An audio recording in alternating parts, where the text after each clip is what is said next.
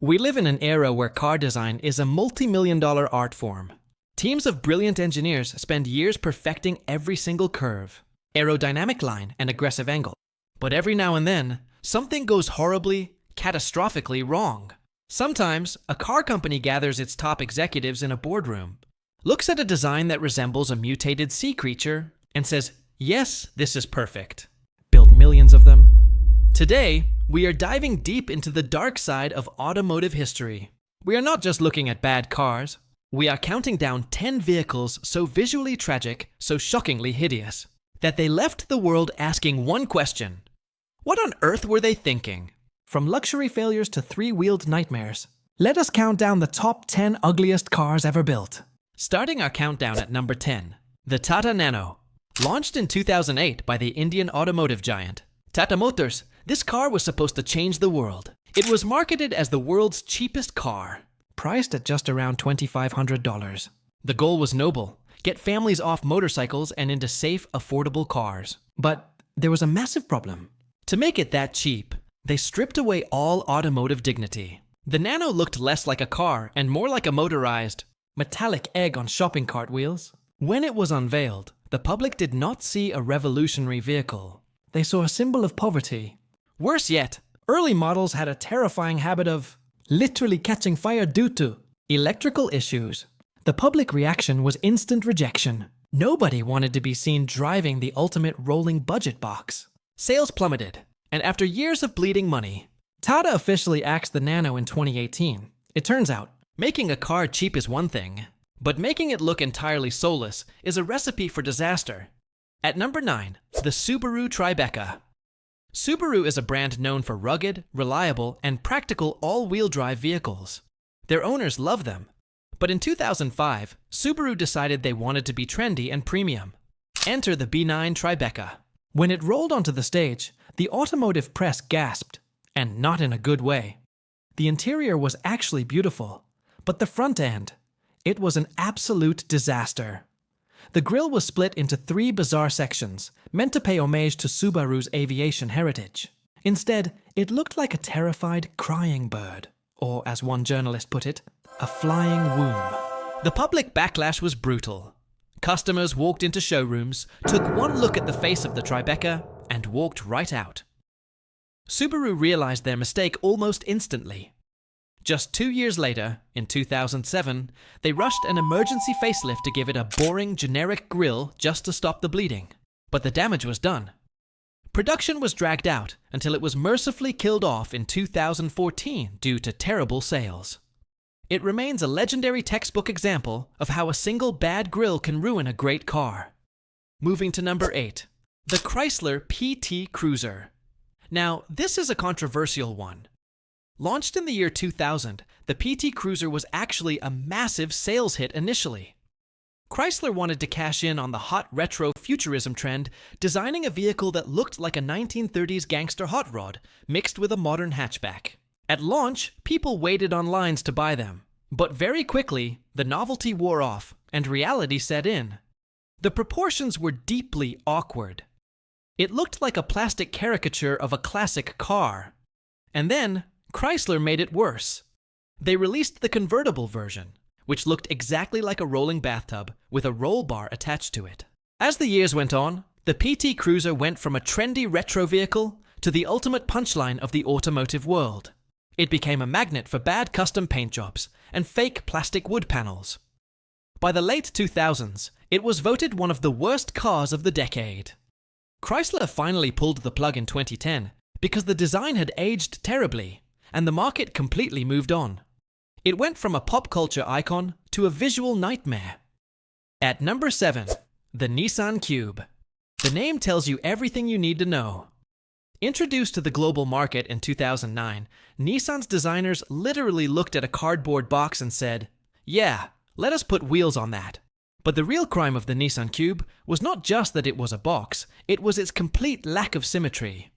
The rear of the car features an asymmetrical rear window that wraps around the passenger side, but not the driver's side. From the back, it looks like a car that suffered a mild stroke. Nissan claimed the design was inspired by a bulldog wearing sunglasses, but the public thought it looked more like a refrigerator on a lawnmower frame. While it had a small cult following of people who loved being quirky, the mainstream global market absolutely rejected it. It was slow, aerodynamic as a brick, and painful to look at. Due to shockingly low international sales, Nissan stopped exporting it to North America and Europe by 2014, and finally killed it off completely in Japan in 2019. It proved that sometimes being different just for the sake of being different is a terrible idea. At number 6, we have proof that spending hundreds of thousands of dollars cannot buy you good taste.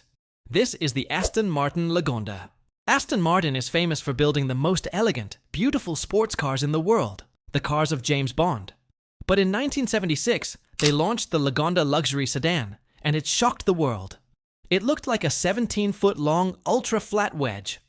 It was so sharp and low, it looked like a motorized doorstop or a luxury coffin. The public reaction was pure confusion. It was one of the most polarizing designs in history. Bloomberg later named it one of the ugliest cars of the last 50 years. But the design was not even its biggest failure. Inside, it featured the world's first digital LED dashboard, which was an absolute disaster. The electronics were so overcomplicated that they would break down constantly, sometimes before the car even left the dealership.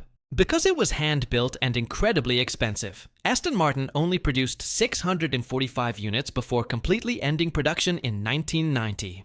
It remains a dark, bizarre stain on a brand known for pure beauty. Coming in at number 5, the AMC Pacer. Released in 1975 by the American Motors Corporation, this car was supposed to be the futuristic savior of the compact car market. Instead, it became a legendary visual disaster. The Pacer's design was dictated by one bizarre feature. It was almost as wide as a full-sized luxury car, but incredibly short, with an insane amount of glass. In fact, 37% of the car's exterior was just windows. The public immediately gave it a ruthless nickname, the Flying Fishbowl. To make things weirder, the passenger door was 4 inches longer than the driver's door just to help people get into the back seat easier. When it launched, people bought it out of pure curiosity, but the flaws quickly caught up. Because it was wrapped in so much glass, the interior acted like a literal greenhouse, melting the cheap plastic dashboard under the sun and overworking the air conditioning. It was heavy, underpowered, and looked utterly ridiculous. By 1979, sales collapsed completely, and AMC discontinued it. It went down in history as the ultimate symbol of tragic 1970s automotive design. At number 4, the SsangYong Rodius. If you live in Europe or Asia, you might have had the misfortune of seeing one of these in real life. Launched in 2004 by the South Korean manufacturer SsangYong, the Rodius is widely considered by automotive journalists to be one of the most hideous mass-produced vehicles ever made. The lead designer claimed the inspiration for the car came from a luxury ocean yacht. The problem is, yachts belong in the deep ocean where no one can see them from the road. The Rodius looks like a large SUV that had the rear end of a completely different hatchback forcefully welded onto its back. It is bulky, completely unproportional, and genuinely uncomfortable to look at. The UK media was ruthless. Top Gear magazine called it an absolute abomination. It won multiple awards for being the ugliest car on sale. Despite the universal hatred for its looks, it actually stayed in production until 2019 because it was cheap, practical, and could hold 11 people. SsangYong finally discontinued it because emissions regulations caught up with it, much to the relief of anyone with working eyes. At number 3, the Reliant Robin. Produced in the UK starting in 1973, this vehicle is legendary, but for all the wrong reasons. The designers at Reliant wanted to create a highly economical vehicle that could be driven in the UK with a simple motorcycle license. Their solution? Remove the second front wheel. The result was a fiberglass box on 3 wheels that looked like an angry, metallic teardrop. It did not look like a car. It looked like a mistake. But its hideous looks were nothing compared to its fatal engineering flaw. If you turned a corner too fast, or if a strong gust of wind hit it, the Reliant Robin would literally tip over onto its side. The public reaction was a mix of laughter and terror. It became a national joke in Britain, starring in comedy shows as the ultimate loser car. Amazingly, because it was so cheap to run, it stayed in production across different generations until 2001. It was finally killed off because modern safety standards made a tipping, three-wheeled fiberglass coffin completely illegal. It is arguably the most entertaining failure on this list. At number 2, the Pontiac Aztek. This is a car so famously ugly that it literally killed an entire 84-year-old American car brand.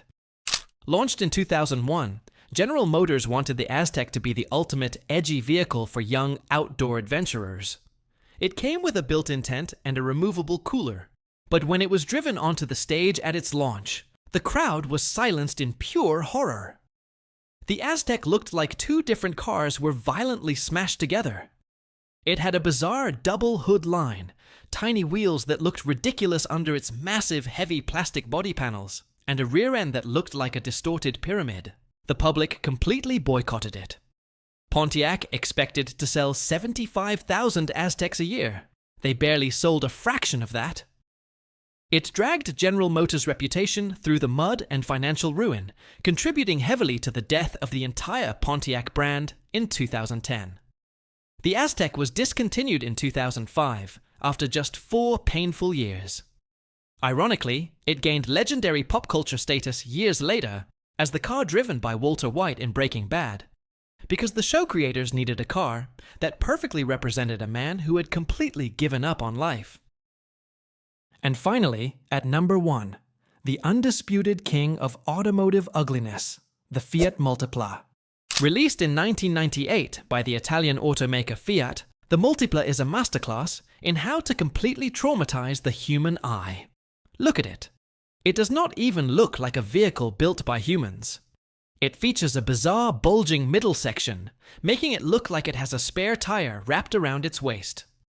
The designers decided to put the high-beam headlights directly underneath the front windshield, giving it the appearance of an alien creature with multiple sets of eyes. When it debuted, the public reaction was pure shock. It was immediately labeled a monstrosity. The Museum of Modern Art actually displayed it in an exhibit, but purely as an example of bizarre industrial design. Here is the craziest part. Underneath that horrifying exterior, the Multipla was actually one of the most practical, brilliant family cars ever engineered. It had 6 seats in 2 rows and incredible visibility. But nobody cared, because no one wanted to be seen parking this mutant duck in their driveway. Fiat tried to save it with a boring facelift in 2004, but the world never forgot its original face. It was finally discontinued globally in 2010. It stands today as the absolute definitive champion of the ugliest cars ever known to history. Which of these visual disasters do you think is the absolute worst? Would you drive a Fiat Multipla if it was given to you for free?